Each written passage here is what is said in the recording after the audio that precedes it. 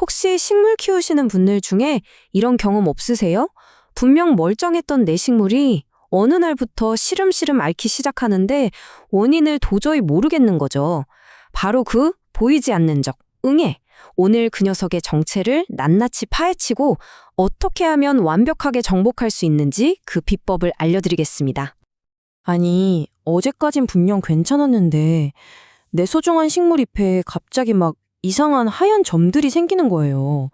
식물이 아프다고 보내는 신호는 확실한데 아무리 들여다봐도 도대체 원인을 알 수가 없죠.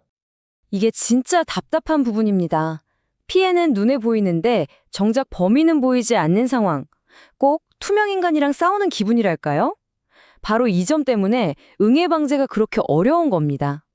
좋습니다. 그럼 지금부터 이 보이지 않는 적을 어떻게 찾아내고 또 어떻게 완벽하게 물리칠 수 있는지 그 작전 계획을 하나씩 알려드릴게요.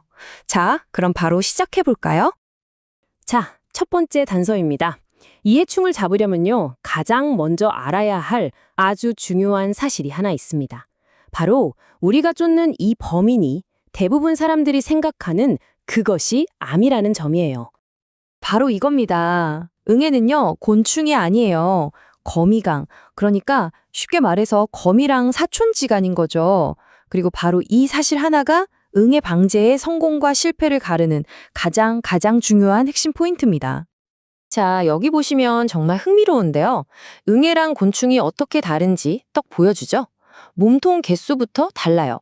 그리고 거미줄 만드는 위치도 곤충은 입에서, 응애는 엉덩이에서 실을 뽑아내요. 완전히 다른 생물인 거죠. 일반 살충제가 응애한테 왜 잘 안 먹히는지 이제 좀 감이 오시죠? 자, 이제 여러분이 직접 식물 탐정이 되어볼 시간입니다. 잎에 남겨진 흔적, 이 범죄 현장만 보고도 범인이 응애인지 아니면 다른 녀석인지 정확하게 구별하는 법을 알려드릴게요. 응애가 남긴 흔적은요, 특징이 아주 뚜렷해요. 마치 누가 바늘로 콕콕콕 찍어 놓은 것처럼 무수히 많은 작은 흰 점들이 쫙 퍼져 있어요. 왜냐하면 응애는 한 곳을 찔러서 집을 쭉 빨아먹는 게 아니라 살짝 빨고 옆으로 옮겨서 또 살짝 빨고 이런 식으로 돌아다니면서 피해를 주거든요. 반면에 총체벌레는 좀 달라요. 얘네들은 한 번 뚫은 구멍을 계속 파고드는 습성이 있거든요. 그래서 피해가 한 곳에 집중되면서 이렇게 커다랗고 지저분한 얼룩으로 남게 되는 거죠. 어때요?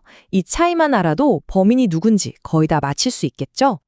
자, 이제 범인이 누군지 확실해졌습니다. 그럼 이제 뭘 해야 할까요? 네, 제대로 된 무기를 골라야죠. 효과적으로 공격하려면 우리가 쓸 무기, 그러니까 이 살충제들이 도대체 어떤 원리로 작동하는지부터 알아야 합니다. 살충제라고 다 같은 게 아니에요. 전략이 다 다릅니다. 어떤 약은 신경이나 근육에 작용해서 순식간에 마비시키거나 막 미친 듯이 날뛰게 만들고요. 또 어떤 약은 에너지 만드는 걸 방해해서 서서히 굶겨 죽이는 방식이죠. 그리고 좀 특이한 건 성장 자체를 막아서 허물을 못 벗게 하는 일종의 다이어트 약 같은 것도 있어요. 여기서 정말 많은 분들이 오해하시는 게 하나 있어요. 바로 이겁니다. 움직임을 멈췄다고 해서 죽은 것은 아니다. 약을 쳤는데 바로 안 죽는다고 이 약 효과 없네 하고 실망하시면 안 된다는 거죠. 자, 보세요. 마비 효과를 내는 약은 응애가 그 자리에서 바로 딱 멈춰요. 그럼 일단 식물을 갉아먹는 건 멈추겠죠? 그러고 나서 한 하루 이틀 뒤에 죽는 거고요. 반면에 흥분 효과를 내는 약은요, 응애가 막 발광을 하다가 잎에서 후두둑 떨어져 버려요. 그럼 식물에 붙어있질 못하니까 역시 피해를 못 주게 되고 그러다 한 2, 3일 뒤에 죽는 겁니다. 그러니까 핵심은 뭐다? 방식은 달라도 둘 다 피해를 빠르게 막는다는 거예요.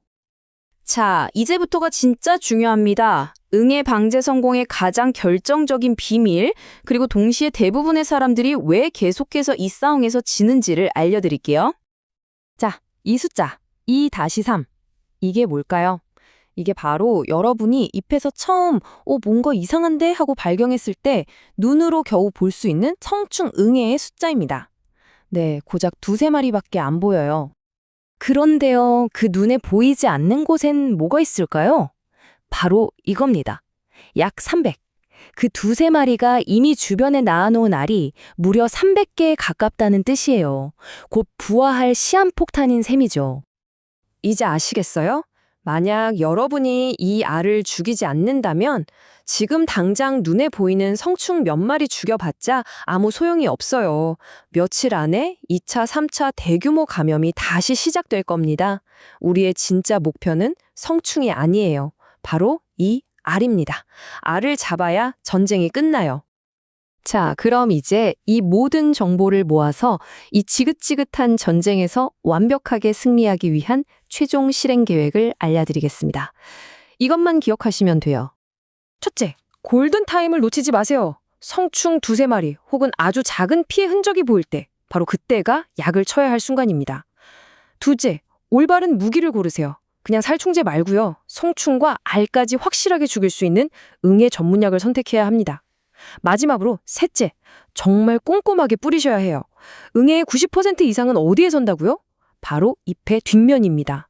반드시 잎 뒷면을 집중적으로 적셔줘야 합니다. 이 문장이 모든 걸 말해줍니다. 잎 뒷면에 약을 뿌리지 않았다면 당신은 식물이 아닌 당신 자신만 만족시켰을 뿐이다.